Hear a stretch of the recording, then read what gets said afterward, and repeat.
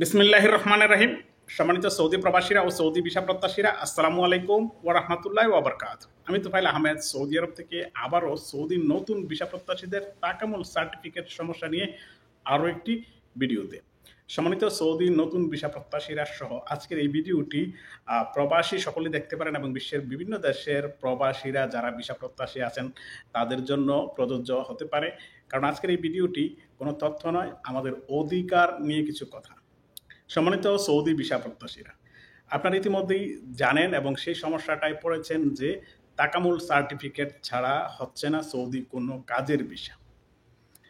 বিদেশ যেতে যদি দক্ষ কর্মী বিদেশ পাঠানোর সিদ্ধান্ত সরকার নিয়ে থাকে, অদক্ষ কর্মী পাঠাবে না, তাহলে সরকারের উচিত প্রথমে সেই প্রশিক্ষণের জন্য অবকাঠামো নির্মাণ করা, প্রয়োজনীয় প্রশিক্ষক নিয়োগ করা, যাতে করে খুব সহজে বিদেশে কোম্পানিগুলো যে সকল চাহিদা সম্পন্ন কর্মীর প্রয়োজন সেই সকল চাহিদা সম্পন্ন কর্মী তৈরি করার।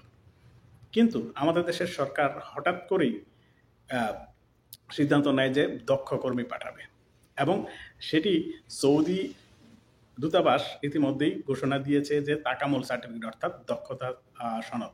তাকামুল শব্দের অর্থ দক্ষতা। আমি আবারও বলছি, প্রতিটা ভিডিওতে বলি, আপনারা মনে রাখবেন। তাকামুল শব্দের অর্থ হচ্ছে দক্ষতা, আর তাকামুল সার্টিফিকেট তো বুঝতে পারছেন, দক্ষতা সনদ। তো এখন এই দক্ষতা সনদ একজন ক্লিনার, লোড আনলোড, বাংলাদেশে এই মুহূর্তে সৌদি আরবের যে ভিসাগুলো আছে তার ভেতর সবচাইতে বেশি ভিসা আছে লোড আনলোড এবং ক্লিনার, সেটা office cleaner, office facilities cleaner, city cleaner ইত্যাদি। আর বাকিগুলো অন্যান্য। তার ভিতরে আছে আপনার ডোমেস্টিক ওয়ার্কার, যেমন আমেল মঞ্জিল, সোয়াক খাস। এইসব বিষয় অবশ্য এই দুইটা প্রফেশনে অবশ্য তাকামুল সার্টিফিকেট লাগবে না। আর অন্যান্য যে সকল প্রফেশনগুলোতে তাকামুল সার্টিফিকেট লাগবে, যেগুলো স্কিল ওয়ার্কার, যেটা আগে ছিল, যেমন স্কিল ওয়ার্কার বলতে ইলেকট্রিশিয়ান, প্লাম্বার, মেশন, বারবার, অন্যান্য যে সকল স্কিল ওয়ার্কারগুলো আছে, যেগুলো টেকনিশিয়ান পদের আছে, সেগুলো আগে থেকেই তাকামুল সার্টিফিকেট লাগতো এবং সেগুলো যারা ভিসা নেয়, ভিসা করে, তারা সেই সনদ তাদের কাছে থাকে।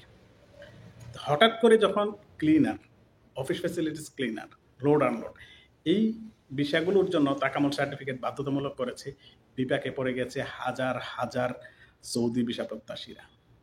অনেকেই ভিসা নিয়েছেন এবং মেডিকেল করেছেন, মুফা করেছেন, ফিঙ্গারপ্রিন্ট দিয়ে পাসপোর্ট সৌদি দূতাবাস এখন যত জমা আছে, সেই জমা নেওয়া পাসপোর্টগুলো পর্যন্ত সৌদি দূতাবাস ফিরিয়ে দিয়েছে সার্টিফিকেট নেই বলে। কারণ তারা যেদিন থেকে ঘোষণা দিয়েছে সেদিন থেকেই সেটা কার্যকর করে ফেলছে। সেই বিষয়গুলো, অধিকারগুলো আমাদের দেখার দায়িত্ব আমাদের প্রবাসীদের যে অভিভাবক, প্রবাসী কল্যাণ মন্ত্রণালয়ের মাননীয় উপদেষ্টা ডক্টর আসিফ নজরুল স্যার। তিনি একজন শিক্ষক এবং শিক্ষিত ব্যক্তিত্ব এবং আন্তর্জাতিক ভাবে তার যে সকল গ্রহণযোগ্যতা এবং সব কিছু মিলিয়ে ডক্টর আসিফ নজরুল স্যার এই মন্ত্রণালয়ের জন্য যখন দায়িত্ব নেন, তখন আমরা মনে করেছিলাম যে অতীতের যে আমাদের যে প্রবাসীদের অধিকার সব কিছু হয়তো আমরা ফিরে পাবো, হয়তো আমাদের প্রবাসীদের ভাগ্য খুলতে যাচ্ছে। কিন্তু ডক্টর আসিফ নজরুল স্যার দায়িত্ব নেওয়ার পরে সবচাইতে বেশি জটিলতাগুলো দেখা দিয়েছে। তিনি কোনো একটি দেশের সাথে কোনো সুসম্পর্ক তৈরি করতে তো পারেননি, বরঞ্চ সৌদি প্রবাসীদের ক্ষেত্রে, অন্যান্য দেশগুলো না হয় আমি নাই বললাম, সেখানে আমার অভিজ্ঞতা কম, কিন্তু সৌদি আরব সম্পর্কে আমি দেখলাম যে সবচাইতে বেশি ক্ষতি হয়েছে। ফেব্রুয়ারি থেকে ফ্যামিলি মাল্টিপল ভিজিট ভিসা বন্ধ, সেটা আপনারা জানেন। যাক, সেটা সৌদি আরবের অভ্যন্তরীণ বিষয়, কিন্তু তিনি অনুরোধটুকু করেননি।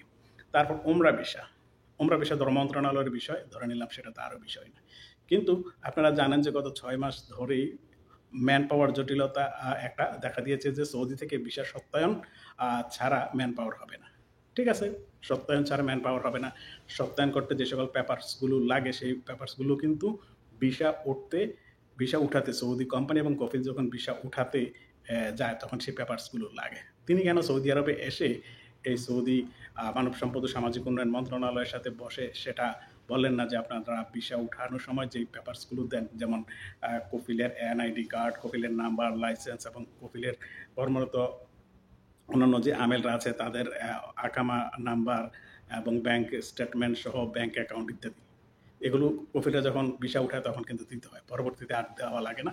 কিন্তু তিনি যদি যখন বলতেন ওই সময়, তখন কিন্তু এগুলো তারা দিতে পারতো। আর এগুলো যদি সাথে বাংলাদেশে পাঠানো যায়, তাহলেই সেই বিষয়টাও ভালো। ধরে নিলাম তাই না ওনার চিন্তাটা ভালো, কিন্তু কার্যকর পদক্ষেপটা কিন্তু ঠিক হয়নি।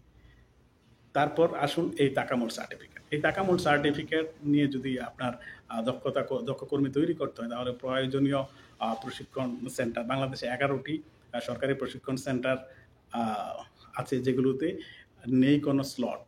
অর্থাৎ যে সকল পেশাগুলোতে তাকামুল লাগবে সেগুলোর পর্যাপ্ত কোনো স্লট নেই, প্রশিক্ষক নেই, প্রয়োজনীয় অবকাঠামো নেই। সব মিলিয়ে হাজার, হাজার সৌদি ভিসা প্রত্যাশী এই মুহূর্তে বিপাকে পড়েছে।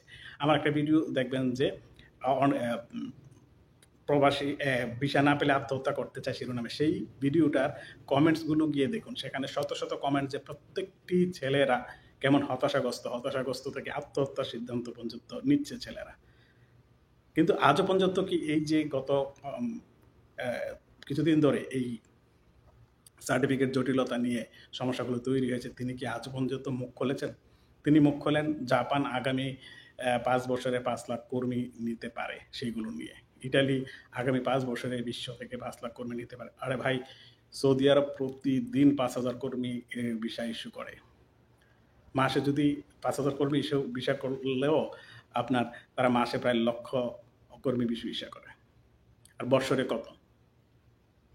যেগুলো ভিসা হয়ে আছে, লোক আসবে সেগুলো, আর যেগুলো হবে সেগুলো নিয়ে তিনি স্ট্যাটাস দেন, মুখরোচক লেখা লেখেন। অথচ এই সৌদি প্রবাসীদের স্বার্থ রক্ষায় কোনো পদক্ষেপই তিনি নেননি। একটি পদক্ষেপ নিয়েছেন, সেটি হচ্ছে যে ঢাকায় প্রবাসীদের জন্য ভিআইপি লাউঞ্জ করেছেন। সেখানে আপনারা গিয়ে ৳১০ দিয়ে একটা কফি খাবেন। কারণ প্রবাসীরা বিদেশে কফি খায় না, কফি খেতে পারে না। তাই ৳১০ দিয়ে একটা কফি খেতে পারবেন। সেখানে তিনি মাননীয় প্রধান উপদেষ্টাকে সাথে করে নিয়ে সেখানে উদ্বোধন করেছেন। আর অন্যান্য বিশৃঙ্খলতাগুলো নাই বললাম, সেগুলো আমাদের কপালে আগেও ছিল, এখনো আছে, ভবিষ্যতে হয়তো থাকবে। তারপরও আমরা মেনে নিই। তারপরও মেনে নিই, কারণ এখানে আমাদের কর্মসংস্থান, আমাদের পরিবারের ভরণ-পোষণ সহ আ অর্থনৈতিক একটা বিষয় নিহিত থাকে। তারপরও আমরা মেনে নিই। কিন্তু এই যে ভিসা না হলে, ভিসা হচ্ছে না। ধরে নিলাম সেটা সৌদি আরবের সাথে তাদের একটা সরকারি বিষয়। কিন্তু সৌদি আরবের কোম্পানিগুলো, কফিলগুলো দ্রুত কর্মী চায়। তারাও দ্রুত কর্মী চায়। তারা এই যে cleaner, load unload, office facility cleaner, এগুলোর জন্য তারা সার্টিফিকেট চায় না। আমি অনেকের সাথে কথা বলেছি, এগুলোর জন্য সার্টিফিকেট তারা চায় না। তো যদিও সেটা সৌদি সরকার থেকে হয়ে থাকে, উনার তৎপরতা কোথায়? উনার তৎপরতা কি আজও পর্যন্ত আপনারা কেউ দেখেছেন? আজও পর্যন্ত দেখেননি। ঢাকায় গত কয়েক মাস ধরে রাষ্ট্রদূত নেই। নতুন রাষ্ট্রদূত এসেছে, রাষ্ট্রদূতের সাথে মিটিংয়ের জন্য তিনি উদ্যোগ নিতে পারেন। কিন্তু আমরা আশা করছিলাম যে এই সপ্তাহের ভেতর তিনি মিটিং করে বিষয়টার একটা সলিউশনে আনবেন। কিন্তু এখনো পর্যন্ত সেই মিটিংটা হবে কিনা সেই বিষয়ে এখনো আমরা জানি না। এদিকে ভাইরা চেষ্টা করে যাচ্ছে, কতটুকু আন্তরিকতার সাথে চেষ্টা করে যাচ্ছে সেটা আমাদের সাধারণ প্রবাসীদের বোধগম্য নয়। কিন্তু আমাদের সাধারণ প্রবাসীদের চাওয়া হচ্ছে আমাদের অধিকার। যে সকল ভাইগুলো এখন আপনার অনেকে ৩ লাখ ৪ লাখ টাকাও জমা দিয়ে রেখেছে, সবকিছু রেডি, পাসপোর্টটা দূতাবাসে জমা আছে, দূতাবাস থেকে বিষয়টা হয়ে আসলে টিকিট কেটে চলে আসবে। তারা কিন্তু সেই টাকা লোন করে তারপরে সুদের উপরে নিয়ে জমা দিয়ে রেখেছে। এই সকল লোকগুলোর কি হবে? সকল প্রবাসীরা আওয়াজ তুলুন আমাদের অধিকারের জন্য, যাতে করে আমাদের ভিসা প্রাপ্তি সহজ হয়। সেই বিষয়গুলো, আমাদের অধিকারগুলো যাতে নিশ্চিত হয়। আমাদের প্রবাসী কল্যাণ মন্ত্রণালয়ের মাননীয় উপদেষ্টা সমাবেশেও আমরা আবারও জোরালো দাবি জানাচ্ছি আমাদের প্রবাসীদের সমস্যাগুলো নিরসনের জন্য। সবাই ভালো থাকুন, সুস্থ থাকুন, নিরাপদে থাকুন। আল্লাহ হাফেজ। আসসালামু আলাইকুম ওয়া রাহমাতুল্লাহি ওয়া বারাকাতুহু।